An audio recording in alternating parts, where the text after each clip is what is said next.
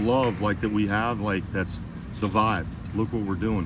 Not Chris Young, not Flatland Assassins, but what we're all doing, like pulling together to make this thing so great. Hey everybody, I'm here in Cleveland, specifically North Olmsted, Ohio, at the Flatland Assassins Battleground Flatland contest, where literally some of the best flatland riders in the entire world are here. And I have the privilege now to talk to Chris Young, the guy who has organized this day. Chris, I'm not gonna lie to you. You probably already know I'm not in the flatland world, so I'd only know you by your name. Right. So first of all, can you tell me like who you are? Well, I'm Chris Young, and I rode BMX growing up. My older brother was always into like BMX, motocross stuff, so he was always just on a bike, you know? Yep. Do you have a history like in flatland and everything? So, yeah, I had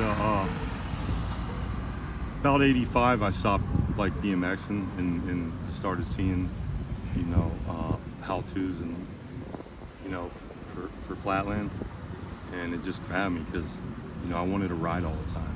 You know what I mean? So we were out hitting the small trails and jumping and stuff, but, you know, I was seeing all these guys riding flatland, and I was like, oh, it just grabbed me, you know.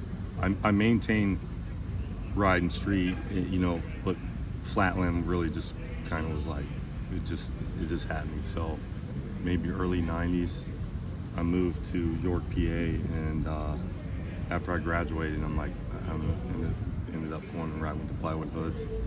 So I was riding with Kevin Jones and Mark Eaton and Chase Quinn and Brett Downs and just a lot of other people coming through. So, and then I was in the Dorkin videos. Yeah. And then from there, me and Chase kind of hit the road and traveled and went to Rampage, and I entered my first pro contest at a Rampage contest. And I took third. I was riding against Trevor and Chase, so, you know, it was a pretty stacked class. So nervous as shit, you know, first pro class. And then I got Moliterno, Rick Moliterno watching me, you know. And after riding with the Plywood Hoods and putting myself in these positions to ride with these great riders, like-minded people, you know, just to progress.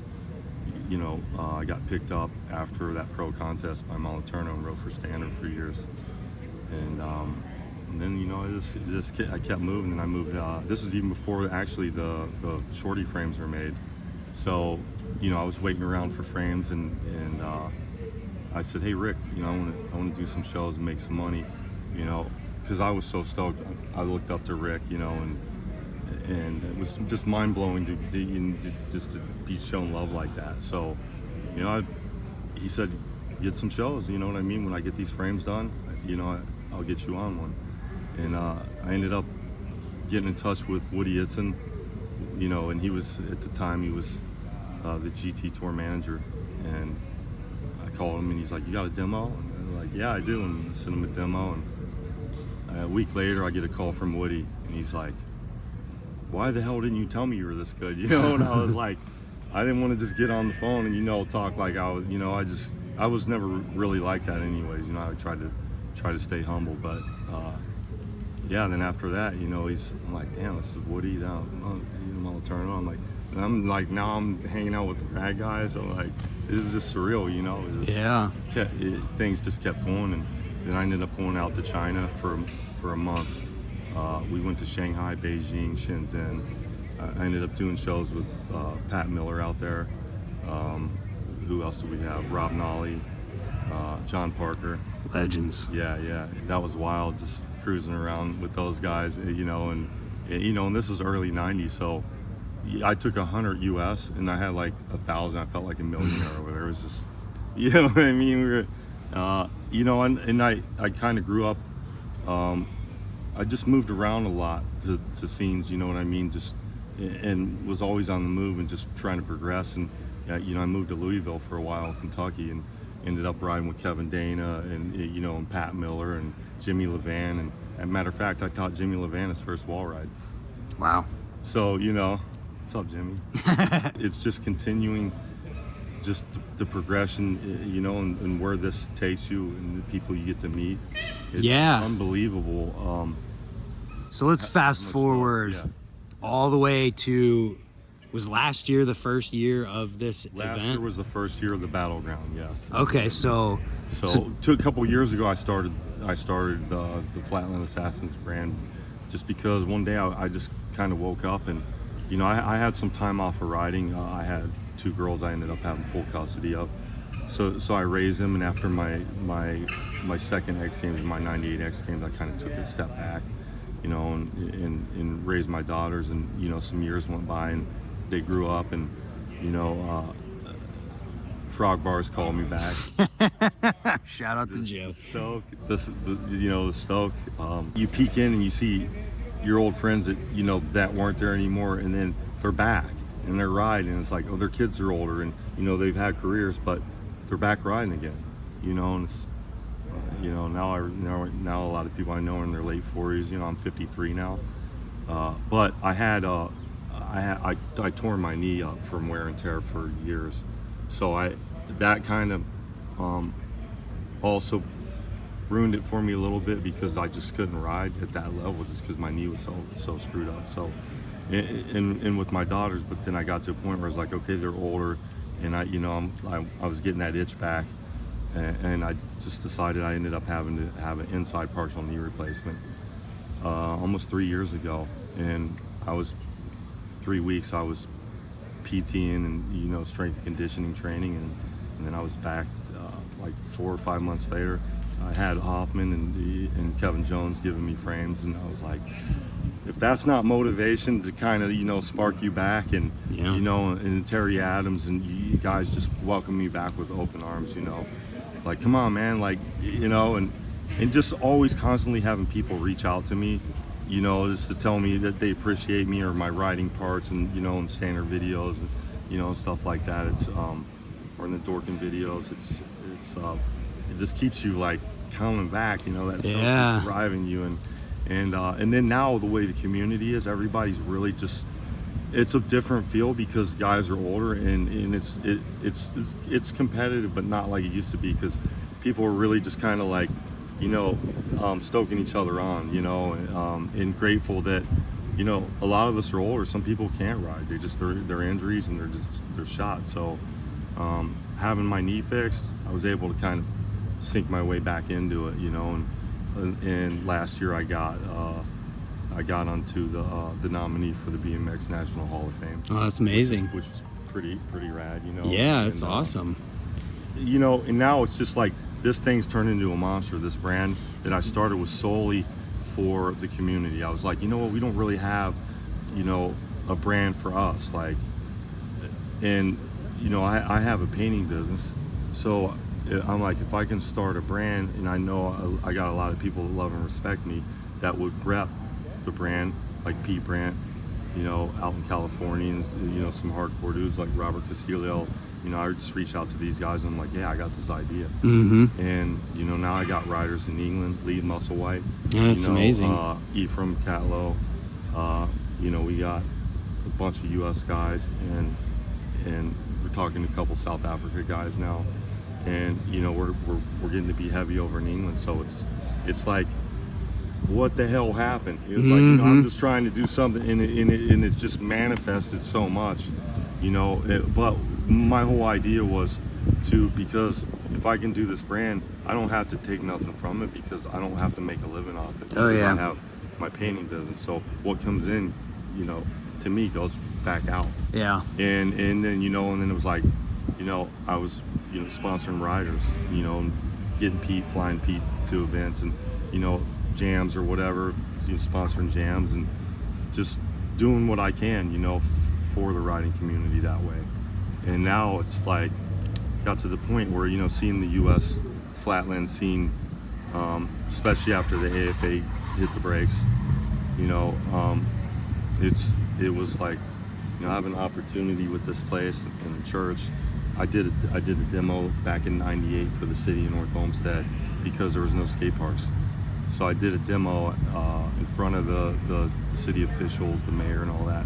Did this demo, and they were like, we had no idea that this could be done on bikes. They just thought we were kids, punks causing trouble. Yeah. And they approved them for $250,000 for a park over here in North Olmsted.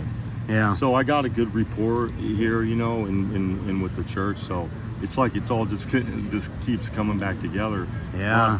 You know, now it was like, hey, I want to do an event, but it was like to do an event like this, you can't do it on your own. Like, yeah. You know, so I was reaching out to the right people that I have love and respect for and that have passion for the game, and you know, it just all came together, and then you know, it was like a lot of stuff that was out of my pocket, you know what I mean, that I know I wasn't going to get it back, but I got it back in another way. Frog Bar gives you. So tell me a little bit more about the event itself. The event itself, man, what we wanted to do was, like, as you see, if you've seen, we got the books and we got the cards. So we wanted this for everyone to shine, and not just be about the pros, like, you know, but to be about the little kids, and you know, and the families, and you know, having everyone coming together, but having this be real serious, because you know, looking from outside places, you know, in here to the U.S., it's like, you know, there's not that standard of like other countries with Flatland, like the floors, you know, and having it all just laid out, and the money, you know, the organization stuff. It's, you know, Todd Carter and James McGraw, they did a good job carrying stuff, and it was great to be a part of that. It's just a lot of hard work to do that. Yeah. You know, and I was like, you know what, if we just put the right people together and do one big event, get some money, you know what I mean, get international guys in here, and just blow it up, you know what I mean? Yeah. So today we have like some of the people who are here and the prize money and stuff like that. Tell me about that. We only have like a couple minutes before pro starts. We got 10,000 pro payout. So you know, first is gonna walk with 4,000. You know, so we're paying out through 8th. So people are getting paid, you know, and that's my whole thing is, you know, all the sponsorship money that comes to me doesn't go into the event to pay me back for what I do.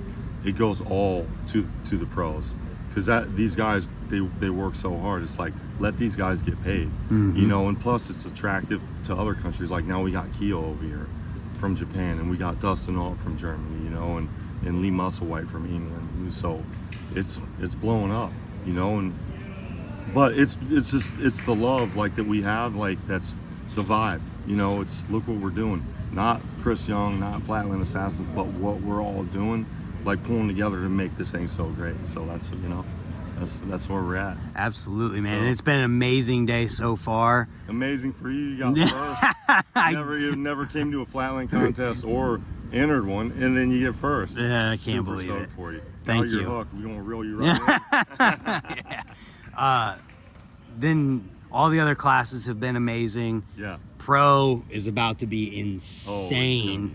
And so basically, if you weren't here, watch the video. You're about to see how crazy it is. And if people wanted to kind of look for more info on what next year's gonna be and when and all that stuff, where would they go? So we're on the Time app. Oh yeah. So, you know, we're up on there, and you know, we got the Flatland Assassins page, and we got the Battleground page on IG. So, you know, and we'll be pumping a lot more stuff, because this is really, like, we haven't pushed this heavy. This has really just been a lot of word of mouth, which is to be where it is now, with not really pushing this in everyone's face that much, it speaks volumes, you know what I mean? So, you know, once now we got this type of money, these riders coming in professionally, in the layout of the floor, and you know, having the judges like we have. We got Pete Brant, we got E from Caylob coming in, who's a head judge, you know, for UCI and X Games. Like, we're taking this stuff, like, serious, because, you know, we want to have fun, but these guys, when they come, it's got to be done right, and that's floor judging and vibe. Awesome. Well, pro is about to start, so we better get in there. I appreciate your time, man. Yeah, thank you so much. And watch the video. Yo, perfect.